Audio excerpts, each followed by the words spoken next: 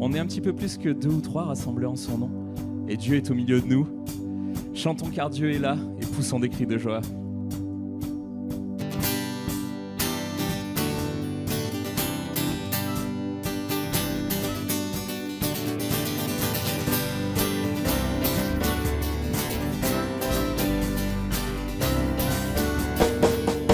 Chantons car Dieu est là, poussons des cris de joie, dressons-lui un trône de reconnaissance, un palais de louange.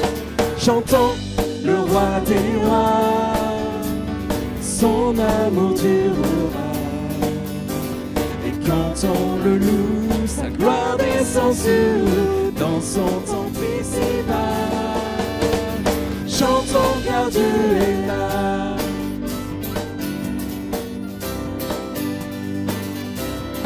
Jésus demeure. Jésus demeure au milieu de son peuple quand il vient le louer.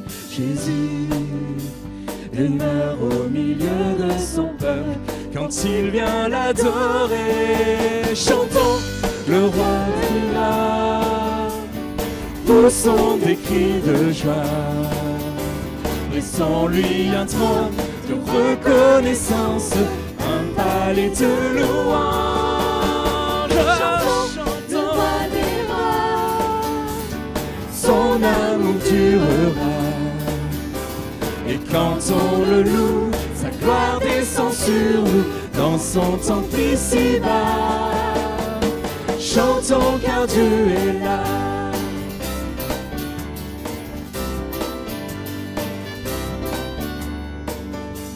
Nous sommes assemblés pour l'adorer avec nos instruments joyeux de ce que Dieu nous a sauvés.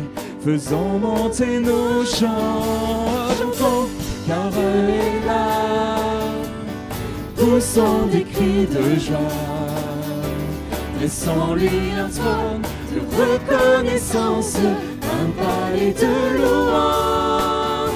Chantons le roi des rois, son amour durera, et quand on le loue, sa gloire descend sur nous dans son temple ici-bas, dans son temple ici-bas. Chantons car Dieu est là.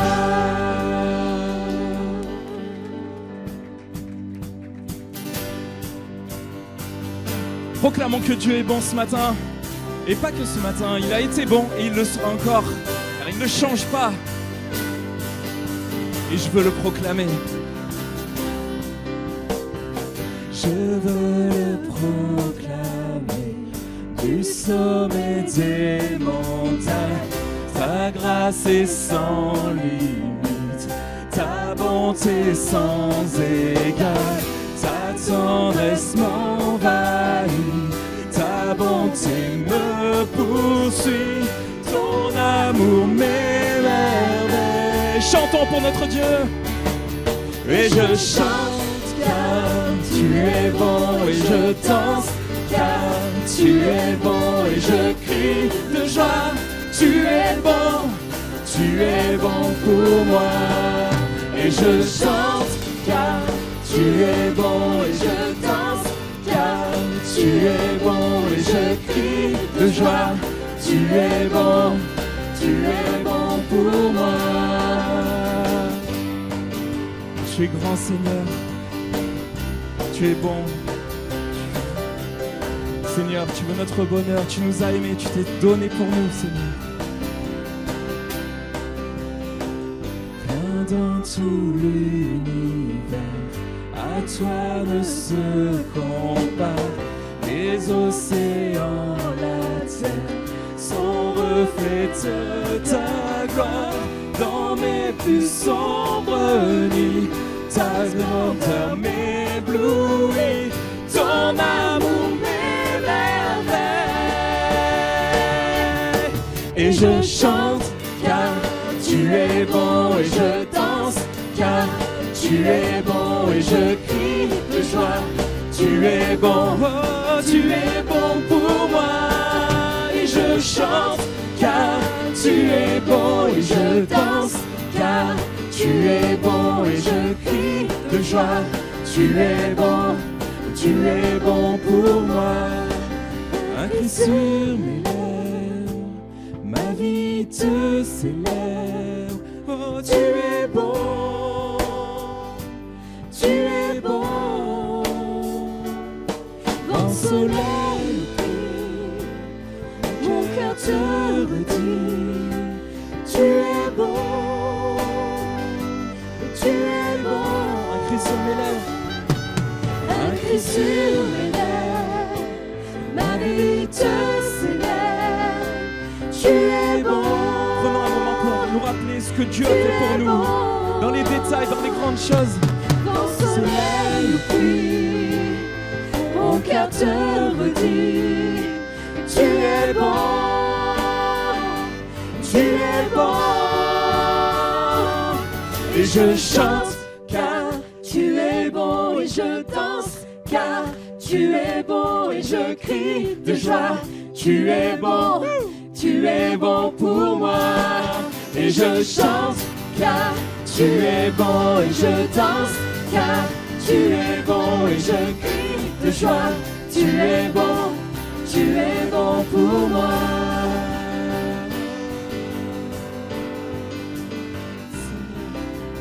Tu es bon. Tu nous as aimés le premier, mon Dieu.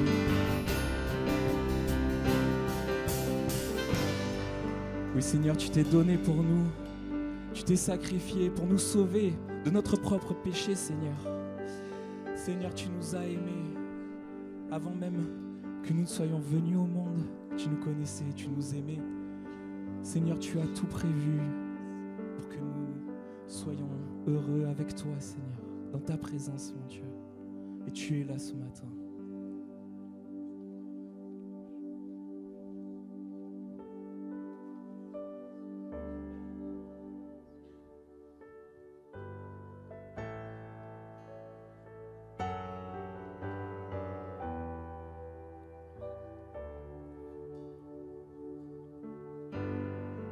C'est en toi seul qui est notre espoir, mon Dieu.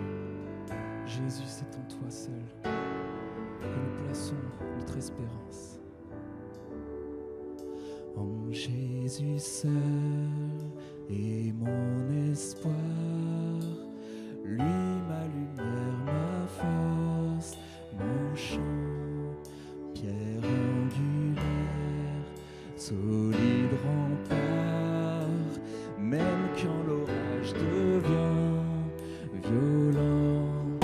Oh quel amour, oh quelle paix, les luttes cessent, la peur se tait, mon réconfort, mon plus grand bien, dans l'amour du Christ je me tiens. En Jésus seul, Dieu s'est fait chair, dans un enfant, oh quel mystère, ce don d'amour, de sainteté, haï par ceux qu'il va sauver. Jusqu'à la croix, il s'est livré, sur lui la colère est tombée, tous mes péchés, il les a pris, par la mort de Jésus, je vis. Là dans la tombe, il reposait, lumière vaincue par les ténèbres. Quel jour glorieux, il apparaît, d'entre les morts il se relève, et sur ma vie, par sa victoire, le péché perd tout son pouvoir. Il est à moi, je suis à lui, racheté par le sang du Christ. suis en paix, je meurs sans crainte, gardé par la puissance du Christ, du premier cri au dernier souffle. Jésus est maître de ma vie. Autant les hommes ou du malheur ne peuvent m'arracher de sa main, et qui revient pour me rappeler, par la force du Christ je tiendrai. Les plans des hommes ou du malheur ne peuvent m'arracher de sa main, et qui revient ou me rappelle, par la force du Christ je tiendrai, et qu'il revienne ou me rappelle, par la force du Christ je tiendrai.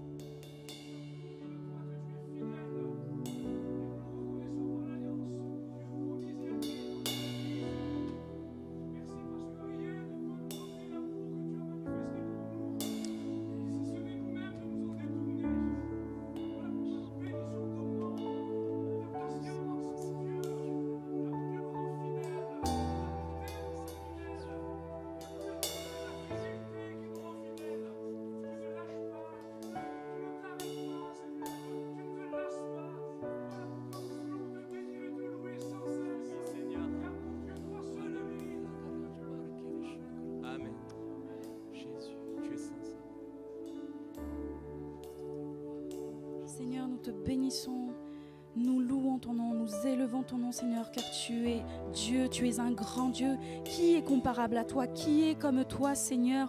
C'est toi qui as fait les cieux, qui as fait la terre et tout ce qu'elle renferme.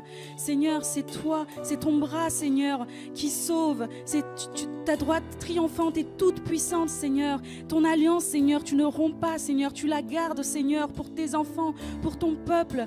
Heureux, Seigneur, le peuple qui connaît le son de la trompette, car il marche à la clarté de ta face. Seigneur, béni soit ton saint nom. Ta fidélité, ta bonté, Seigneur, sont devant ta face. Béni soit ton saint nom dans l'assemblée des saints, au nom puissant de Jésus-Christ. Amen.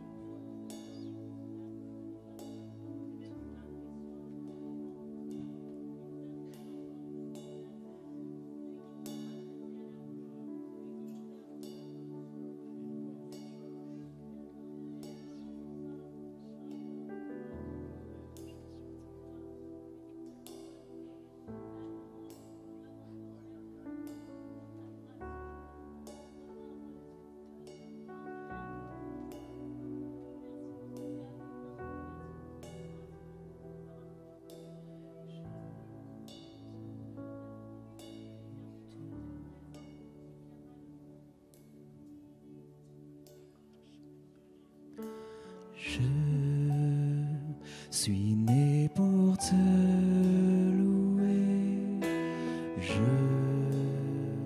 suis né pour t'adorer, mon Dieu. En toutes circonstances, apprendre à te dire merci, je suis né pour t'aimer, je suis né pour t'adorer, mon Dieu, obéir à ta voix, je suis fait pour toi.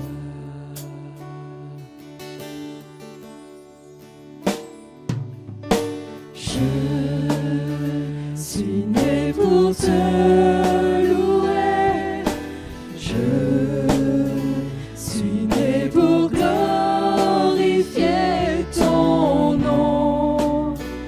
En toutes circonstances, apprendre à te dire merci. Je suis né pour t'aimer, je suis né pour t'adorer, mon Dieu, obéir à ta voix, je suis fait pour toi. On reprend ensemble.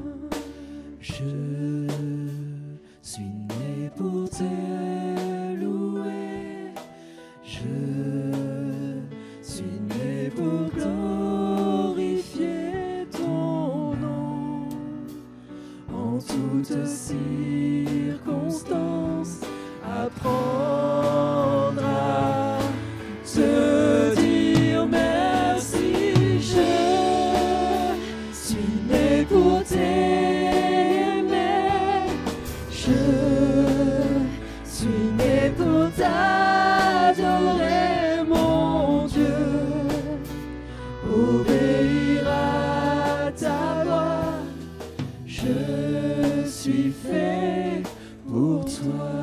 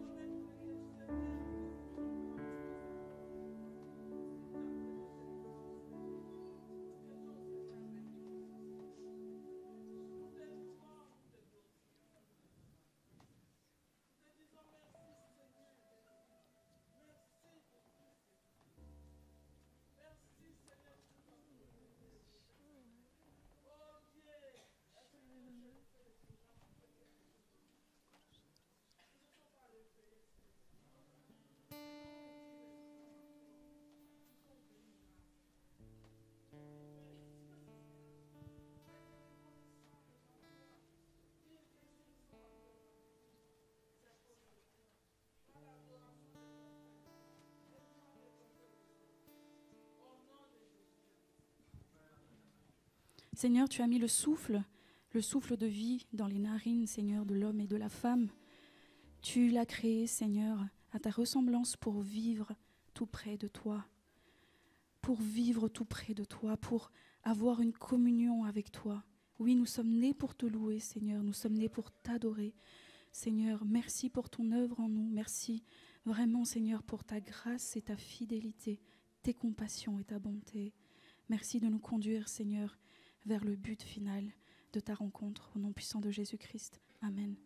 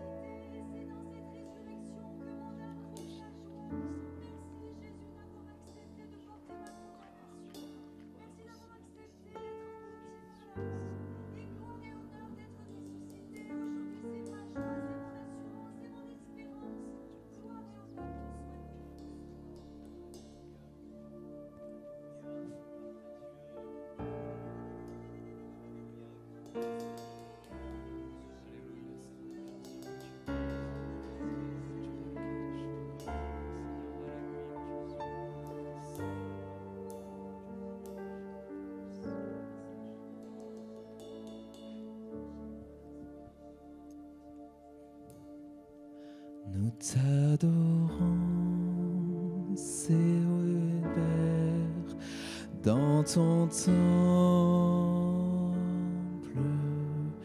Nous t'adorons en esprit et en vérité. Tu habites nos louanges. Nous t'adorons en esprit et en vérité. Car un jour près de toi vaut mieux que 1000 ailleurs. Je désire habiter dans ton temple, car un jour près de toi vaut mieux que 1000 ailleurs. Je désire habiter dans ta maison, Seigneur.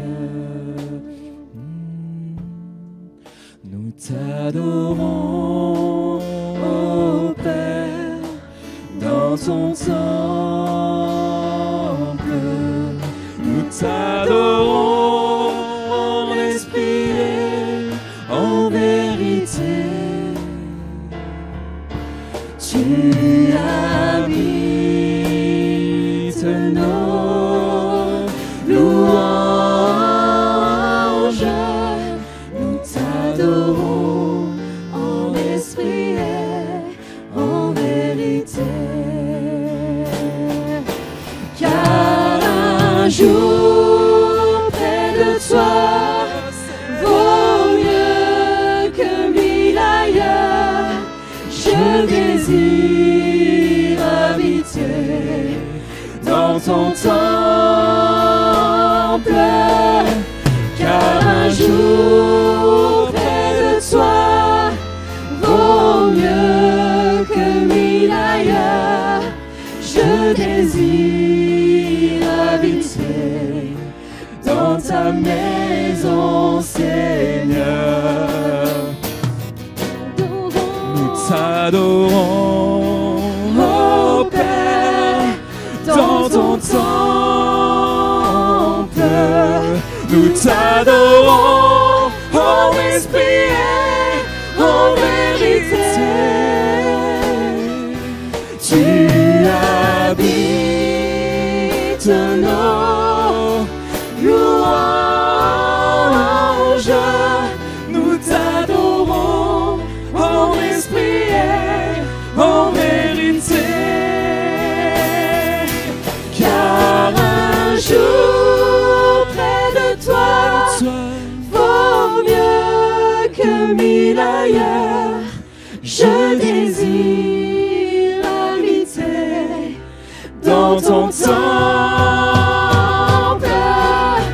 car un jour près de toi vaut mieux que 1000 ailleurs.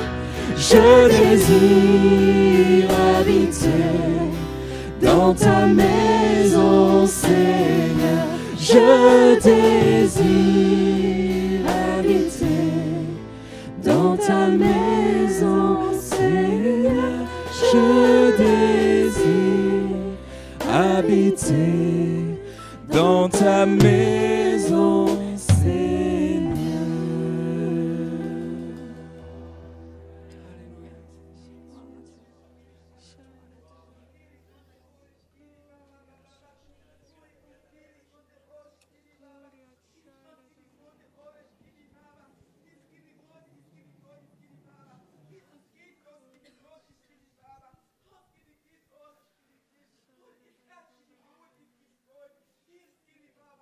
Oh,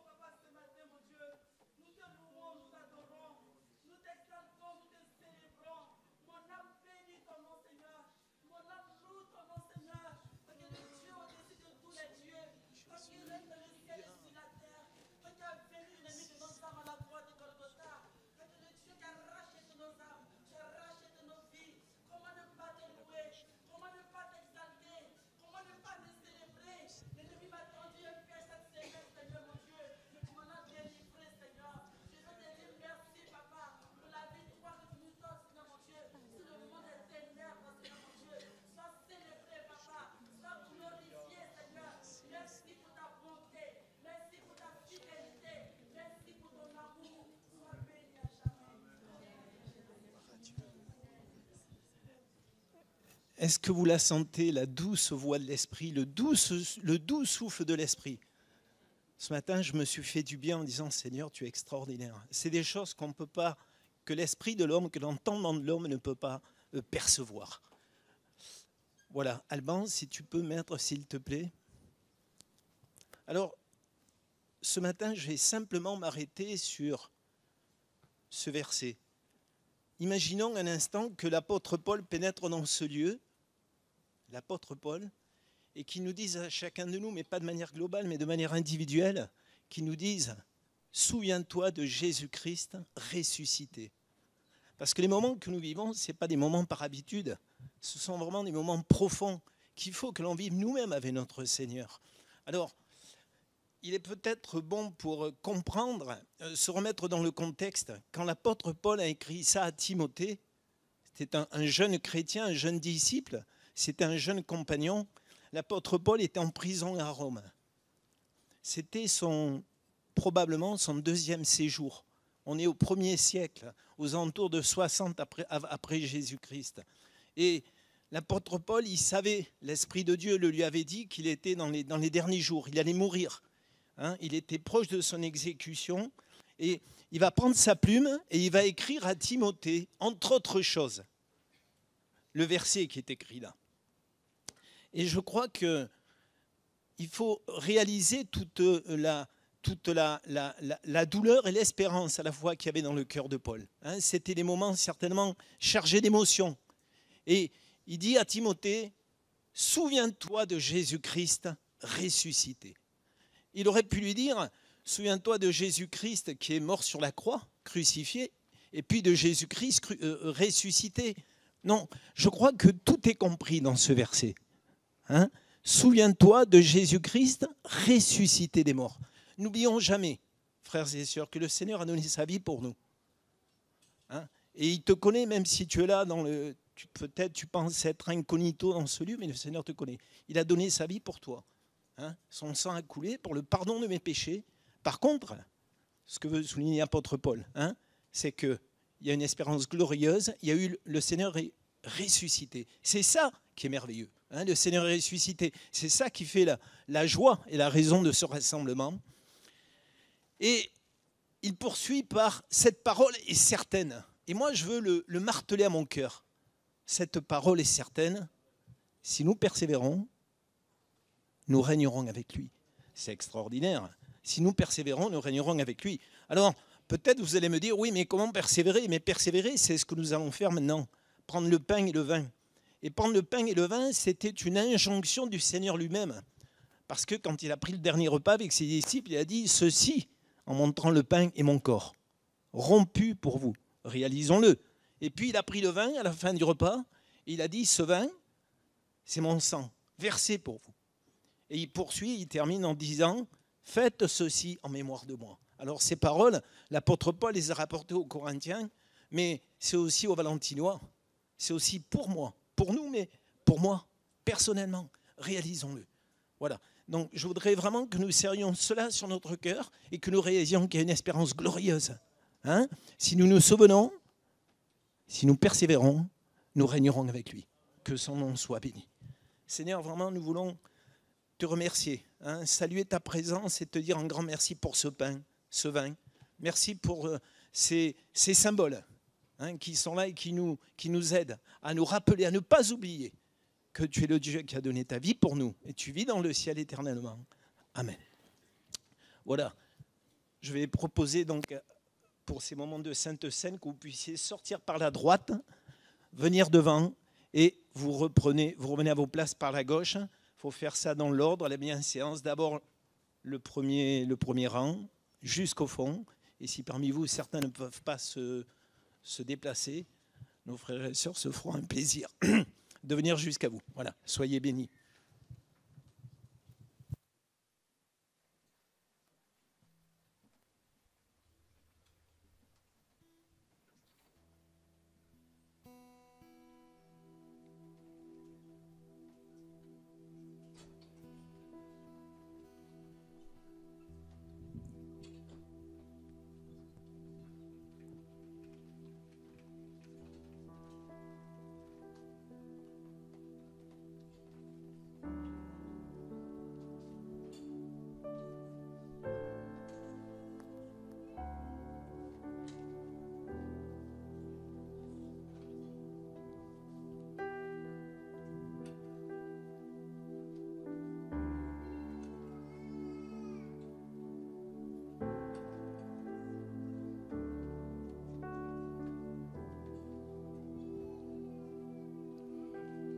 J'entre dans le sein des saints.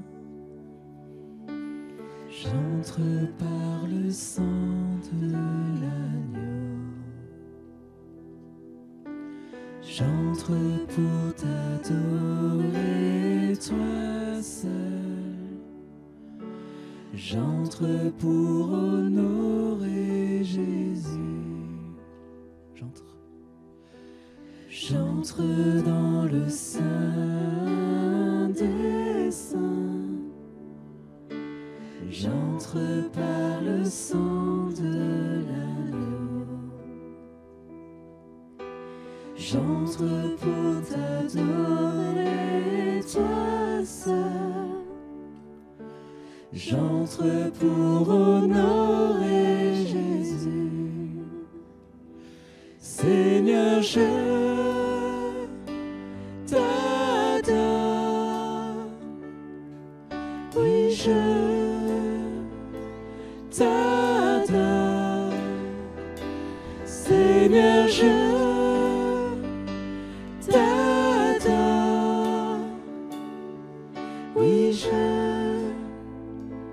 t'adore.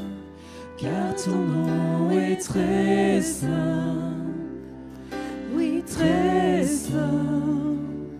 Seigneur, car ton nom est très saint, Seigneur. Car ton nom est très saint, oui, très saint, Seigneur.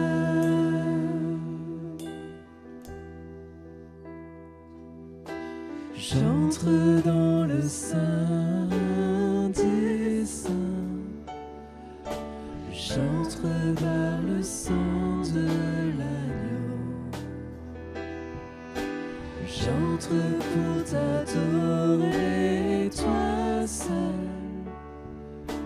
J'entre pour honorer Jésus. Ô Seigneur, je t'adore. Oui, je t'adore. Seigneur, je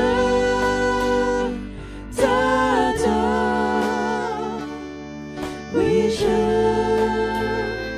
t'adore. Car ton nom est très saint. Oui, très saint, Seigneur. Car ton nom est très saint. Oui, très saint, Seigneur. Car ton nom est très saint. Oui, très saint, Seigneur. Car ton nom est très saint. Oui, très saint, Seigneur. Car ton nom est très saint. Oui, très saint, Seigneur. Car ton nom est très saint. Oui, très saint, Seigneur.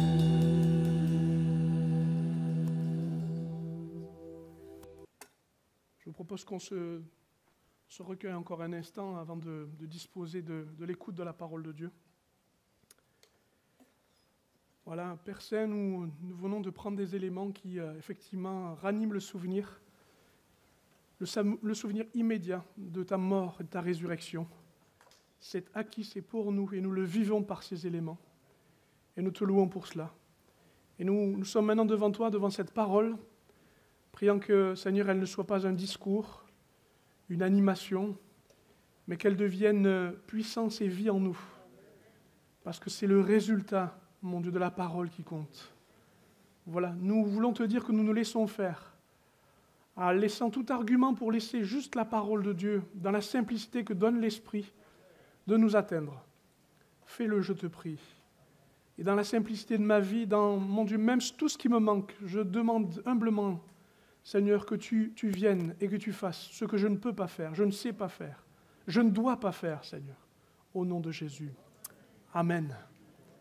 Amen. Je voudrais, avant que l'on entre dans un message qui vous a été proposé, on va parler un peu de fraîcheur, ça va faire du bien à tout le monde. Je voudrais m'arrêter juste sur une chose, c'est en moi une nécessité et c'est devenu une évidence.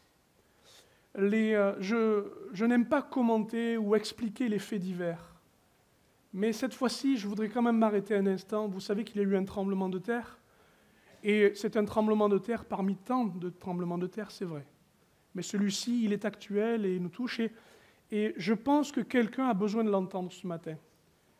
Quand on voit des vies disparaître en un instant, englouties, disparaître en quelques secondes, on se pose parfois la question de savoir qu'est-ce qui méritait ce genre de choses. Et j'aimerais vous dire que cette question, elle subsiste depuis longtemps parce que dans l'évangile de Luc, au chapitre 13, il y avait déjà cette question parce qu'une tour s'était effondrée sur 18 personnes. Et la question c'est, où est le responsable? Qui est responsable? Et Jésus ne va pas répondre à cela. En effet, il dit, est-ce qu'ils étaient coupables, ces habitants? Est-ce que le Maroc est coupable? Est-ce que la Turquie est coupable? Est-ce qu'il y a là une œuvre de justice? Alors je voudrais m'arrêter là rapidement et vous dire, l'œuvre de justice, elle est déjà là. Nous sommes tous coupables. La sentence, ce n'est pas le tremblement qui s'effondre sur nous, c'est que nous sommes tous condamnés si nous ne faisons pas la paix en Jésus-Christ. Effectivement, nous ne sommes pas là juste pour vivre sur une terre et faire tout ce que nous voulons, la vie ne nous appartient pas. Si nous ne réalisons pas, comme Jésus le disait, à quoi sert-il de gagner le monde si on perd sa vie? Que cette vulnérabilité, cette fragilité, ce qui peut en un instant tout disparaître et nous rendre si humains, si vulnérables, doit nous amener à cette pensée, et mon éternité. Mon ami, si tu es heurté à cet instant, si tu es travaillé par cette forme d'injustice, à quoi ça sert que tout soit bâti et tout s'effondre, que l'on fonde une famille pour qu'elle disparaisse dans cette tristesse? Je ne veux pas utiliser cette douleur, mais je voudrais t'apporter le message de l'Évangile. Un court instant, mais que ça glisse entre deux messages, et que ça entre. Il est important que ce ne soit pas la mort qui t'impressionne, mais le jugement qui est derrière. Et que ce jugement ne doit pas se vivre dans la peur de mourir, la peur de l'au-delà, la peur de tout perdre sur le jour dans lequel on est, mais de faire bien cette œuvre magnifique, de pouvoir dire à Dieu, pardon pour ce que je suis et ce que je fais, et je veux entrer maintenant dans une relation où, quoi qu'il arrive, tremblement, peste, guerre, mon âme est en paix parce que je sais que je suis sauvé. Le sacrifice de Jésus l'établit ainsi. Il y aura toujours des morts, mais un seul mort compte, la mort de Jésus. Pour tous les hommes, car un seul est mort pour que tous puissent vivre. Et des milliers vont mourir pour nous dire, vis par Christ. Si tu l'entends et le reçois, c'est un peu direct, mais c'est peut-être nécessaire, comme l'urgentiste qui se précipite dans les décombres, pour sortir celui qui est encore en vie. Je me semble que dans les décombres de notre vie, plaisir, bonheur, recherche infructueuse, dispute, et tous ces péchés qui nous allient et nous retiennent, je voudrais juste encore un instant dire que quelqu'un puisse recevoir Christ comme l'avocat qui le défend maintenant, parce qu'il a cédé ses droits, en lui disant maintenant c'est toi qui plaides ma cause, et je demande pardon pour ces choses, afin que quelle que soit la façon dont la mort puisse venir, je n'ai plus peur. Est-ce qu'on peut prier un instant pour ça? Est-ce qu'on peut s'attendre à Dieu à un moment donné? Et j'invite quelqu'un dans cette question. Où te situes-tu? Et de quoi as-tu besoin à cet instant? Faut-il encore qu'il y ait des tremblements pour que tu trembles?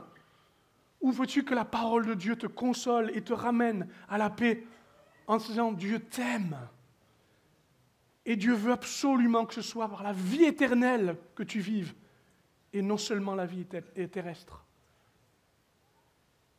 Si quelqu'un entend ces choses et les reçoit, s'il vous plaît, prenez-le par la foi.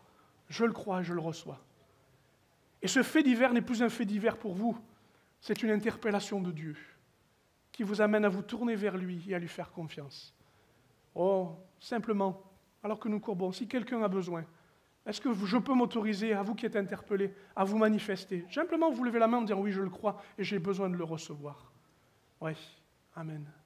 Si quelqu'un l'entend et le reçoit, oui, oui, oui, oui. Le baisser la main ensuite, ça ne sert à rien de la garder au-dessus du moment qu'on l'a vu. Ok, ok.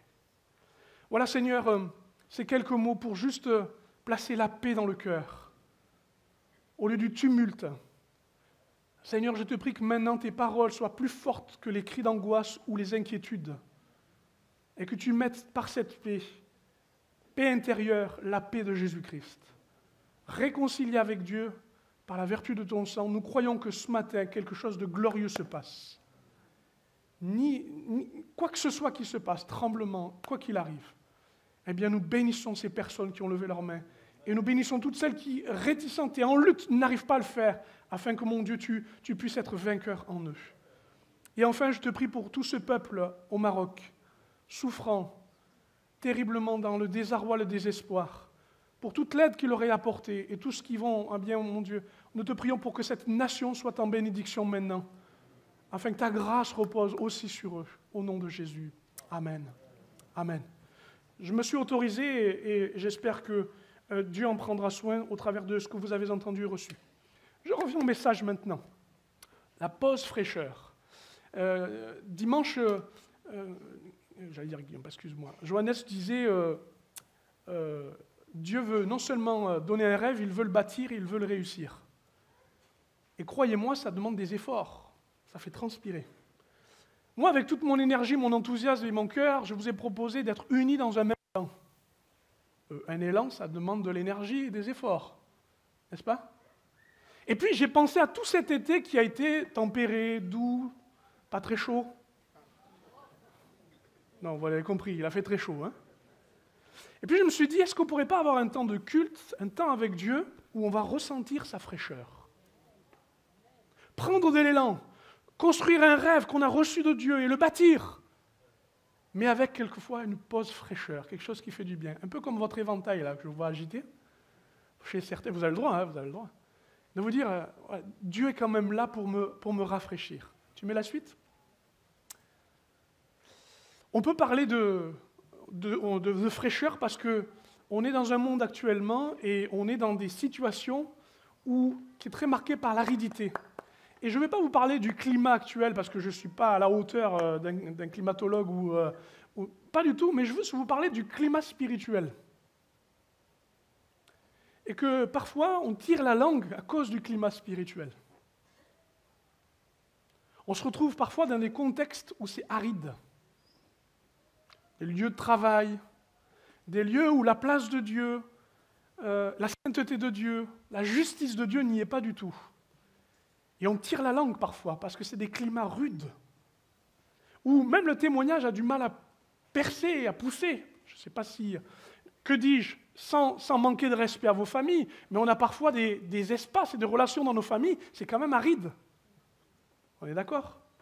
Et que dire quand c'est l'incrédulité, quand c'est la moquerie? Que dire encore quand c'est même les démons qui s'y mettent et qui fanfaronnent et qui vous donnent l'impression qu'ils sont à l'aise partout? Parce qu'ils veulent manifester leur territoire. L'aridité. On sait très bien que l'aridité, c'est justement la lutte contre la vie spirituelle. Dieu est une source, et de cette source, il donne tout ce qui convient. Mais l'aridité, c'est l'inverse. Et il arrive parfois que nos marches, notre relation avec Dieu, soit dans un climat difficile. Que dire de l'intensité et de la durée du service? Parfois, ça fait transpirer de servir. Des fois, c'est de se donner et c'est difficile d'être renouvelé. On voit parfois de l'usure. On voit parfois de la fatigue. On voit parfois, même des fois, des arrêts.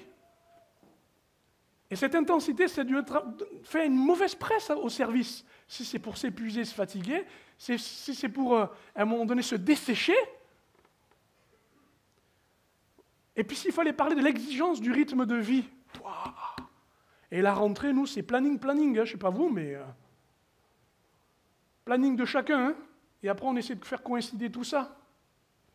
Et après, on court. On court après les rendez-vous, on court après le temps, on court après tout. Et on se fatigue. Et il commence à faire chaud. L'intensité, le rythme, vous l'avez compris. Tout ce que je dis là, c'est la vie quotidienne, c'est la vie actuelle. Et c'est une vie que l'on vit. Mais béni soit Dieu, je connais un endroit, je connais un espace où il fait un peu plus frais. Où on peut faire une pause. Pas une pause pour s'arrêter, mais une pause pour se rafraîchir. Et j'aimerais et prier Dieu que par le Saint-Esprit, il y ait de la fraîcheur ce matin. Pour chacun. Alors peut-être pas sur votre peau, parce que vous allez sentir la chaleur du temps, mais peut-être dans votre âme. On continue ? Je t'invite à venir à l'ombre. Tout l'été, on a cherché de l'ombre, n'est-ce pas ? Moi, dès que je marche pas du côté du trottoir, il y a du soleil. Je cherche le côté de l'ombre. Je gare ma voiture à l'ombre. N'est-ce pas ?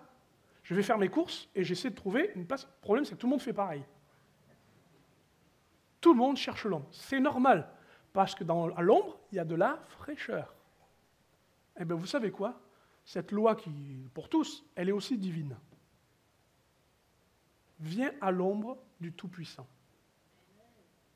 Trouve de la fraîcheur à l'ombre du Tout-Puissant. Tu mets le verset ? Celui qui se met à l'abri du Dieu très haut repose à l'ombre du Tout-Puissant.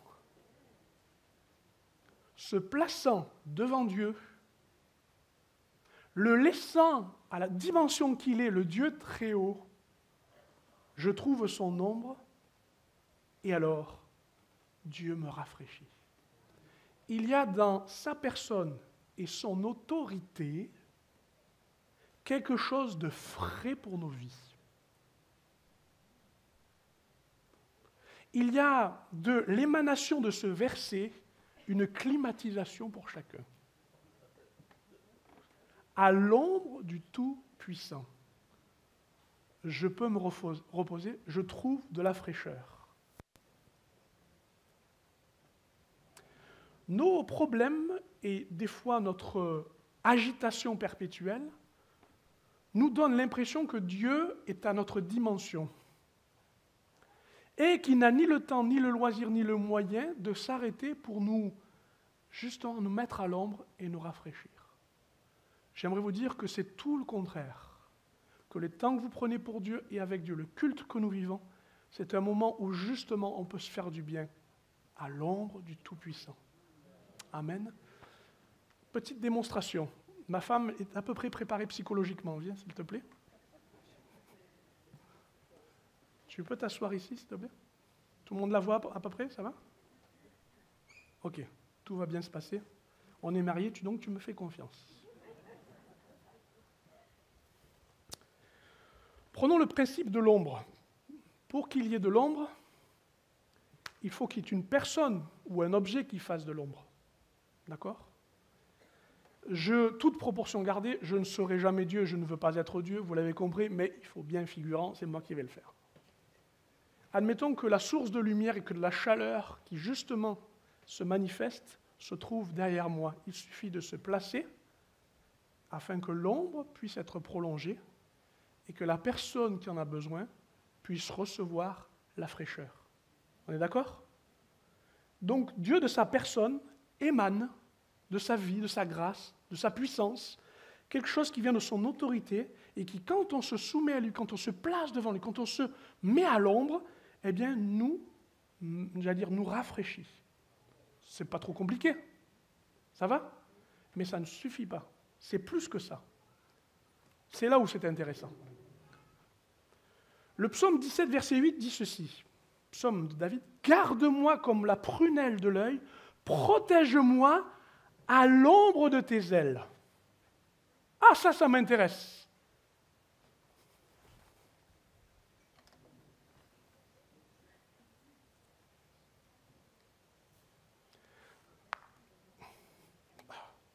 Vous avez vu ma souplesse?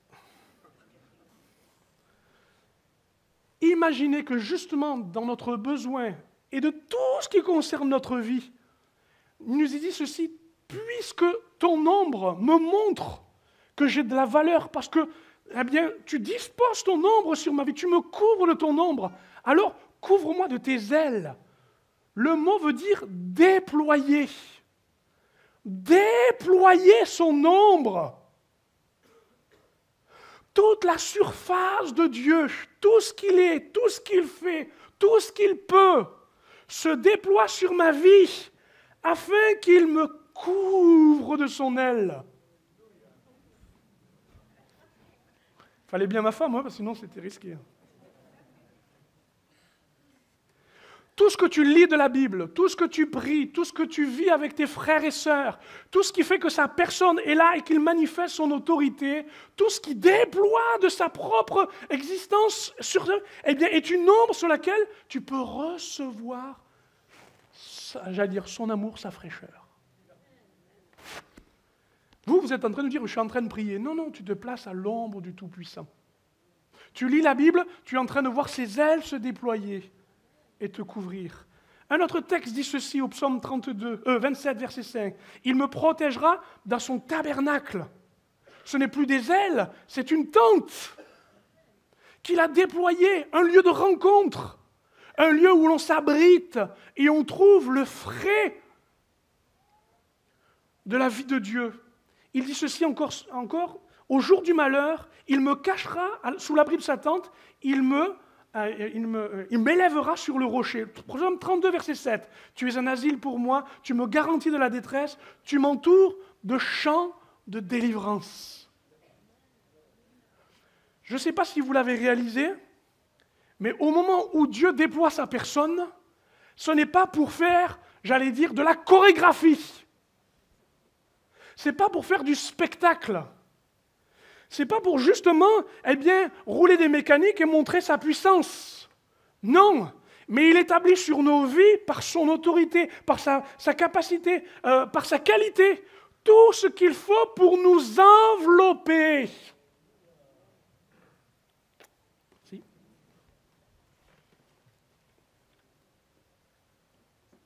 Ainsi, tous les moments où je peux trouver en Dieu refuge, donne maintenant accès à son autorité pour que je puisse dire, quelle que soit la circonstance, quelle que soit la difficulté, quelle que soit l'horreur dans laquelle je traversais, ton ombre est sur ma vie. Tu me mets à l'ombre. David savait ce que c'était que l'ombre.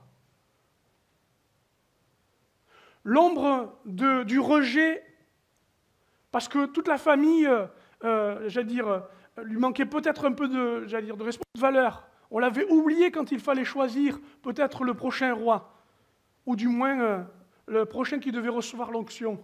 Il savait ce que c'était que l'ombre d'un beau-père envahissant et menaçant, Saül. Il savait ce que c'était que l'ombre d'un ennemi puissant, aussi grand qu'il était menaçant, Goliath. Il savait ce que c'était que l'ombre de la caverne, où il devait se réfugier pour éviter d'être éliminé. Mais de toutes ces ombres qui pouvaient être les plus impressionnantes, une seule l'a marqué, une seule est rappelée dans les psaumes, une seule est ramenée toujours à notre conscience, l'ombre du Tout-Puissant. C'est à cette ombre-là que David s'est mis à craindre de ne pas être agréable à Dieu. C'est dans cette ombre-là qu'il a compris l'importance de se réfugier en Dieu et de laisser passer toutes les calamités. C'est dans cette ombre-là que quand il a appris que tous les ennemis avaient ravagé son camp et que tous ses amis devenaient ses ennemis parce qu'ils lui en voulaient d'avoir mal dirigé, il nous a dit qu'il s'est réfugié en Dieu et qu'en Dieu il a trouvé le moyen de se relever. Le mot aujourd'hui serait il est résilient, mais il n'est pas résilient, c'est l'ombre de Tout-Puissant qui a manifesté ces choses. Sa hauteur et ce qu'il est se développe en nous et montre combien on a la possibilité d'être à l'ombre du Tout-Puissant. Son intimité, qui est toujours une invitation auprès de lui. Tu m'entoures de chants de délivrance. Tu me places dans ton tabernacle, et là pour me cacher, comme je suis caché en Christ. Et toute cette dimension, des chants de délivrance qui nous dit que toute une armée est placée aux ordres et au commandement du Dieu très haut, et que tout se dispose à l'ombre du Tout-Puissant. Mes amis, vous avez peut-être oublié que son autorité, c'était sa façon de vous rafraîchir, de vous positionner en vous disant « Ok, je peux continuer à faire fonctionner mon cerveau, je peux avoir le peur de toutes les ombres, je peux avoir chaud et être fatigué, mais placé à cet endroit, je sais qu'à l'ombre du Tout-Puissant, je repose. » Amen. Donnons une autre chose, vas-y, mets-la la suite. Parler de protection donc. Quand je me place à l'ombre du Tout-Puissant, alors c'est ma confiance. C'est ma confiance en Dieu qui reprend vie. J'ai pris un coup de soleil et maintenant j'ai besoin que ma foi puisse reprendre vie, rafraîchie. Un bon rafraîchissement de la foi. Ça ne vous dit pas? S'il y en a bien un qui voudrait l'éteindre et l'arrêter, votre foi, c'est votre ennemi. Mais s'il y en a bien un qui, de l'ombre du Tout-Puissant, voudrait justement la protéger, c'est celle-ci, votre confiance en Dieu. La deuxième chose, elle est intéressante, c'est la soumission. Ah là là, le mot est difficile à entendre. Hein. Quand on se place à l'ombre du Tout-Puissant,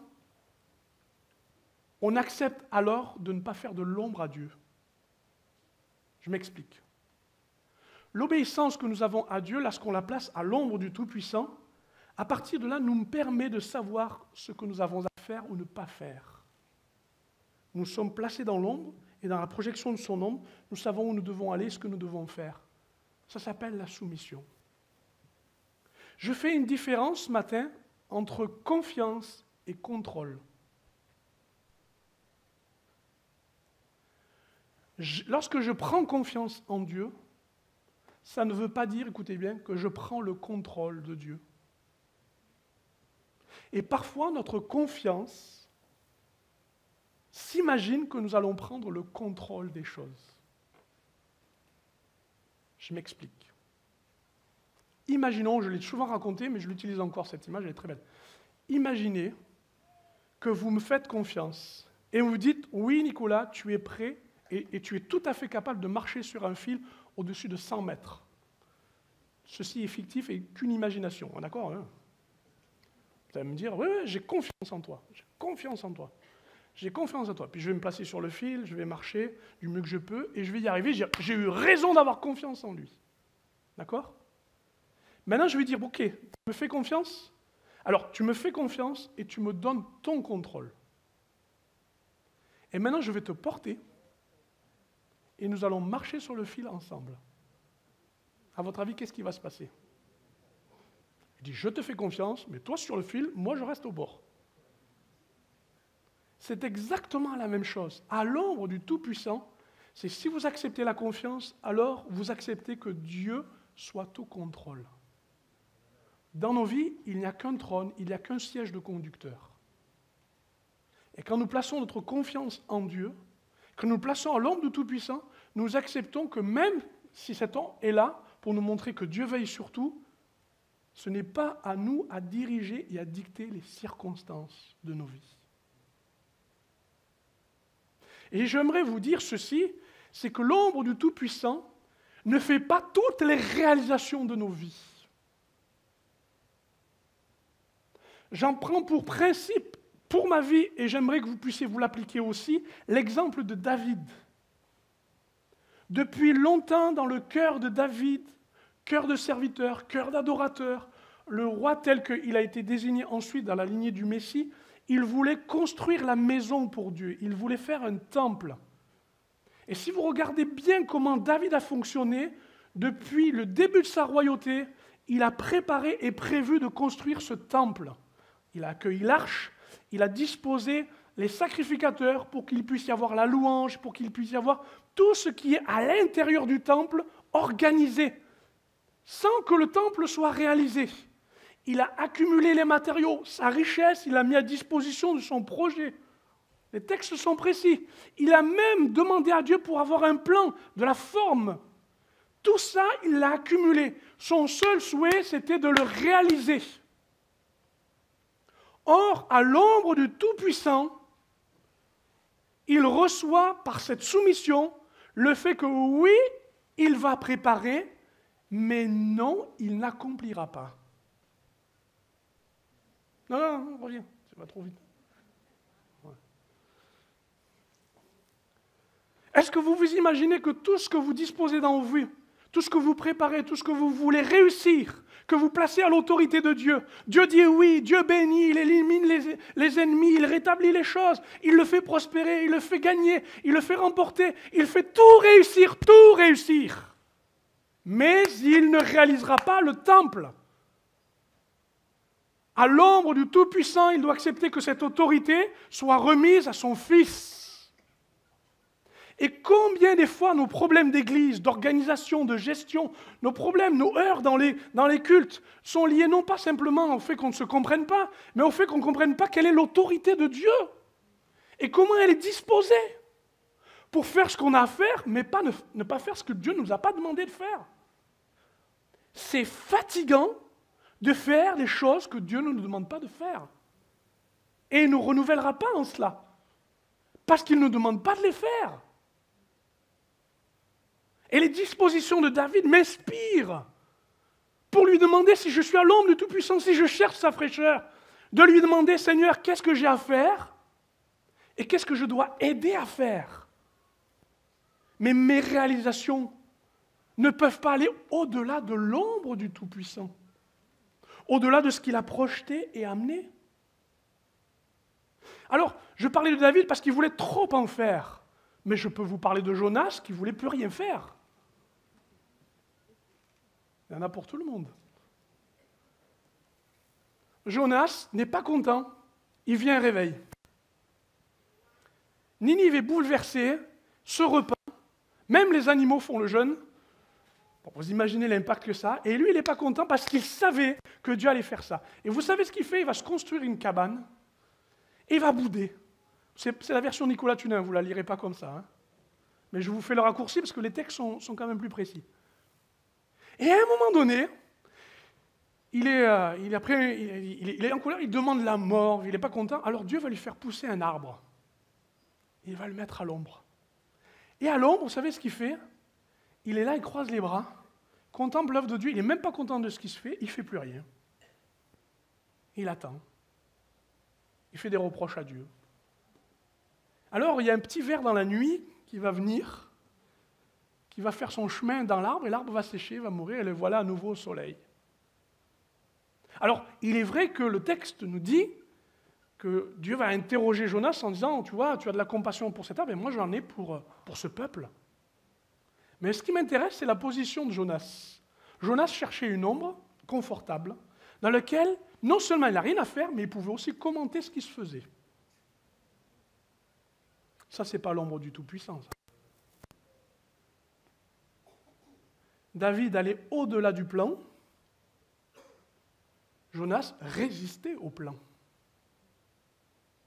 Moi, je crois que quand on se place à l'ombre du Tout-Puissant, quelle que soit la charge, quel que soit ce qu'il nous a demandé, même si ça va, au-delà de notre capacité, au-delà de nos principes, je crois que Dieu est capable, justement, de nous faire un peu d'ombre pour nous dire, viens à l'ombre du Tout-Puissant. Viens rafraîchir ton obéissance. Moi, j'ai besoin parfois que Dieu me remette à la page, qu'il rafraîchisse la page, qu'il me remette à jour, qu'il me recale dans son ombre, parce que je n'ai pas envie de faire de l'ombre à Dieu. Je n'ai pas envie d'en déborder, je n'ai pas envie de la quitter. Ça va là-dessus? Et puis la dernière, je l'aime beaucoup, là tu peux la mettre, et merci. C'est la préparation. Dans l'évangile de Luc, au chapitre 1er, une jeune vierge reçoit la visite d'un messager. C'est un ange. Il lui dit, voici, Dieu a porté les regards sur toi, et il va t'arriver quelque chose. Le Saint-Esprit va te couvrir. Et en te couvrant, tu vas être en gestation. Et tu vas enfanter. La jeune femme dira, et c'est normal, mais attendez, je n'ai pas connu d'homme. Oui, mais ce qui est impossible aux hommes est possible à Dieu. Le Saint-Esprit couvrant cette jeune fille, le grand mystère, celui de l'incarnation, celui du Verbe vivant qui devient aujourd'hui homme, ce qui est encore pour nos théologiens que nous sommes des calculs inconcevables, des réflexions et des études, de dire mais comment l'homme peut aller dans Dieu et Dieu peut aller en l'homme, comment on peut être pleinement Dieu, pleinement homme, comment Jésus. Mais ce qui est intéressant, c'est la façon dont le Saint-Esprit a couvert. Et j'aime l'ombre du Tout-Puissant parce qu'il y a des secrets qui se préparent.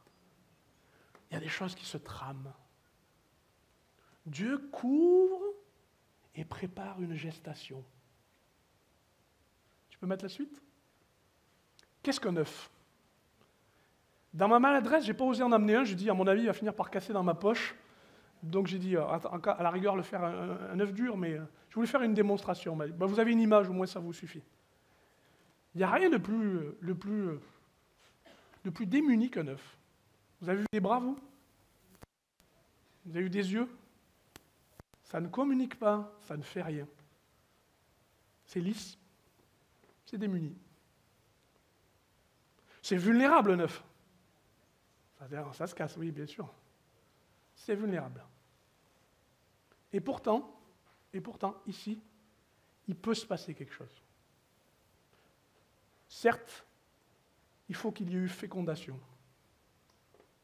Et puis, il faut qu'il y ait eu une aile protectrice, une ombre qui couvre l'œuf, qui la laisse à la bonne température, pour qu'à un moment donné, quelque chose naisse. Moi, je crois qu'à l'ombre, dans le secret, dans la discrétion, que le Saint-Esprit est en train de faire, il y a des choses qui peuvent éclore, sortir et apparaître.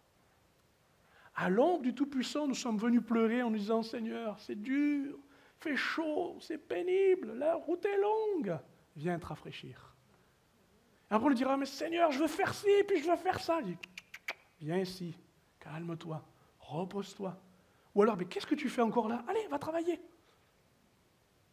Et puis il y a « Qu'est-ce qui se passe? Je vois rien, j'entends rien.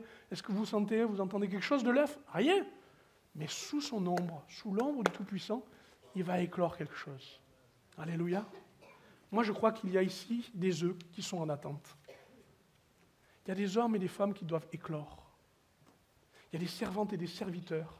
Il y a des dons spirituels qui doivent naître. Il y a des enfants dans lesquels il y a des appels. Il y a des choses, on ne les voit pas, on ne les entend pas, mais à l'ombre du Tout-Puissant, couvé par Dieu, par l'action du Saint-Esprit souverain, tout comme il couvrait la terre alors que rien ne se faisait, c'était le chaos. Quelque chose se passait. Je crois à cette souveraineté-là, de l'autorité de Dieu. Certes, nous avons nos efforts, certes, nous avons notre part à faire, mais quand le Saint-Esprit nous couvre de son aile, quand le Tout-Puissant adresse son autorité, alors il se passe quelque chose est en préparation. Mes amis, tout comme un œuf, c'est délicat, il faut faire attention. De la même manière dans l'Église, nous voulons faire attention que les choses de Dieu puissent éclore. Pour éviter de faire des œufs carrés, des œufs aseptisés, des œufs à la forme et à la volonté de l'homme. Ça va, vous me suivez bien? Quel est donc ce matin ce qui va éclore si Dieu couvre? Qu'est-ce qui se prépare? Des baptêmes, des serviteurs et des servantes, des miracles, sa gloire, je ne sais pas, mais c'est à l'ombre du Tout-Puissant. Alors je terminerai en vous disant ceci, parce que je suis déjà assez long. Tu peux mettre la suite. Ne laissez pas monter la température. Ne prenez pas un coup de chaud au point que vous soyez épuisé, mais acceptez que l'autorité de Dieu qui se manifeste là fasse plusieurs choses pour vous. Tu peux mettre la suite? Laisse son autorité te couvrir. Et découvrir de quelle manière Dieu est bien plus grand, bien plus sage, bien plus puissant, puisque tu te places sous son autorité. J'invite l'équipe à me rejoindre. Laisse son autorité te diriger. C'est bien plus plaisant quand Dieu nous dirige. Parce qu'on s'est placé à l'ombre, plutôt que de se fatiguer à obéir à ses propres ordres, à ses propres règles, à ses propres obligations. Laisse son autorité te préparer. Te préparer comme il couve un œuf et qu'il veut en disposer. Comme je veux croire où Dieu recommence et recommence encore ce qu'il a préparé. Ah, mes amis, je brûle d'envie de continuer parce qu'il y aurait tellement de choses à trouver encore, mais c'est le moment de l'expérience maintenant. C'est le moment où on prie ensemble. C'est un moment où on va respecter l'autorité de Dieu pour lui dire « Écoute, couvre-moi de ton ombre et fais ce qui est à faire dans ma vie. Je me dispose à cela. » Quels sont ceux ce matin qui acceptent d'être couverts? Amen. Amen. Amen. Facile?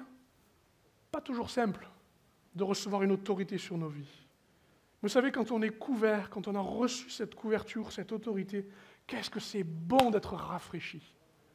De pouvoir dire, je suis aimé, je suis rassuré, je ne vaux rien, mais je sais que Dieu m'aime. Et c'est lui qui me donne de la valeur. Alors je prends un bon bol d'air, je ressens bien et j'avance. Et que dire quand il y a des réglages à faire? Ça vous arrive, vous, d'être réglé? De dire, hop, diminue l'intensité ou augmente l'intensité. Ce n'est pas notre conscience qui en rendra témoignage. On pourrait même trahir la parole de Dieu en vous donnant des ordres où il n'y en a pas. Mais c'est l'autorité de son ombre sur vos vies qui vous dira, là tu n'aboutiras pas, par contre là tu aboutiras. On peut se lever dans sa présence une dernière fois et demander à Dieu sa grâce, son secours. Un chant va nous aider à accompagner ce moment, vous voulez bien, et puis nous irons un peu plus loin dans le temps d'appel. Je vous ai interpellé comme ça, juste un moment de prière pour que Dieu puisse continuer d'agir. Plaçons-nous dans sa présence.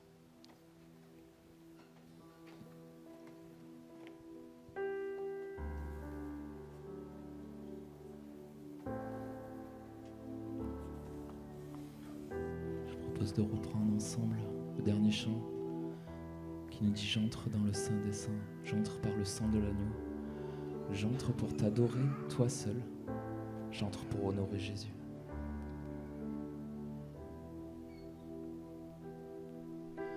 J'entre dans le Saint des Saints, j'entre par le sang de l'agneau. J'entre pour t'adorer, toi seul. J'entre pour honorer Jésus. On reprend ça. J'entre dans le Saint des Saints. J'entre dans le sang de l'agneau. J'entre pour t'adorer, toi seul. J'entre pour honorer Jésus. Seigneur, je t'adore. Seigneur, je t'adore. Oui, je t'adore. Seigneur, je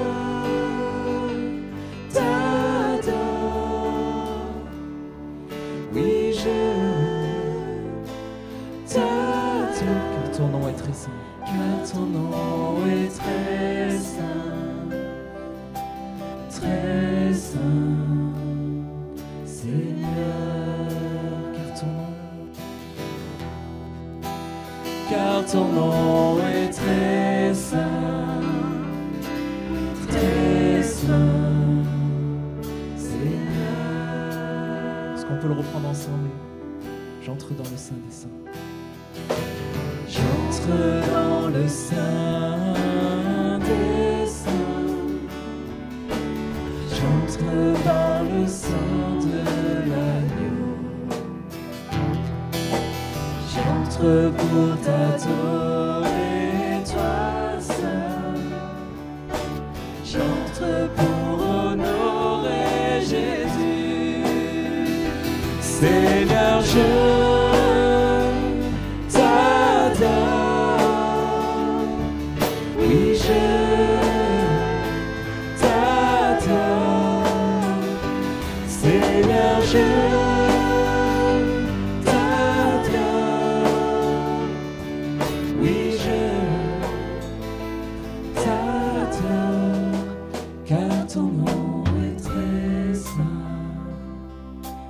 très saint.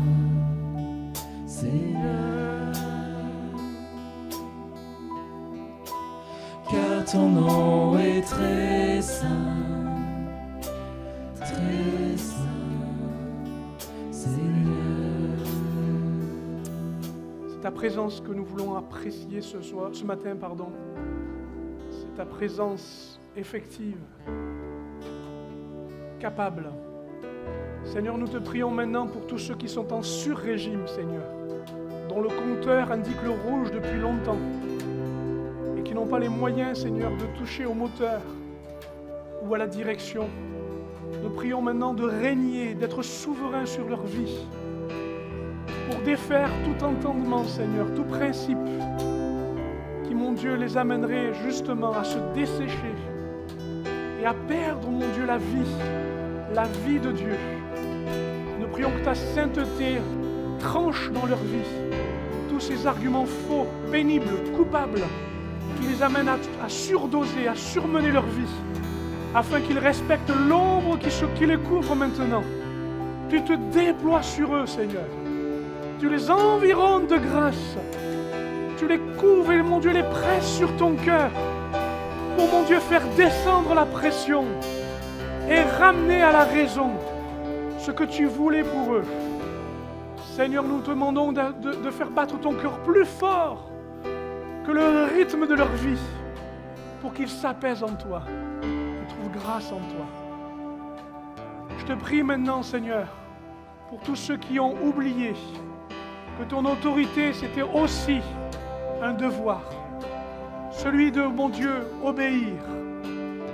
Que cette soumission, Seigneur, ne soit plus stérile, mais qu'elle devienne propice maintenant à l'œuvre que tu as préparée d'avance pour eux, afin qu'ils ne se dessèchent pas et ne se découragent pas. Je te prie, Seigneur, pour un encouragement qui n'est pas la satisfaction personnelle, mais l'encouragement qui fait la satisfaction de Dieu, du disciple qui s'approche du Maître et qui, à son ombre, trouve tout l'art de le servir, tous les principes pour justement réussir. Seigneur, je te prie que celui qui boude comme Jonas trouve l'ombre bienfaisante de Dieu pour renouer maintenant, tranquillement et simplement avec l'œuvre de Dieu. Seigneur, je te prie enfin pour tout ce qu'on ne voit pas, qu'on ne sait pas, qu'on ne mesure pas, prêt à éclore. Seigneur, nous voulons laisser la colombe couvrir ces choses et voir l'œuvre de Dieu se manifester. Je veux dire, comme la biche qui soupire après des courants d'eau, fais ton œuvre, mon Dieu. Fais ton œuvre dans nos enfants, nos adolescents, nos jeunes gens. Fais ton œuvre, mon Dieu, dans nos âgés, nos personnes âgées, qu'ils aient des songes, des visions, qu'ils nous avertissent, qu'ils nous bénissent, Seigneur. Mais fais surtout de génération éclore l'œuvre de Dieu. Il est encore temps pour la moisson.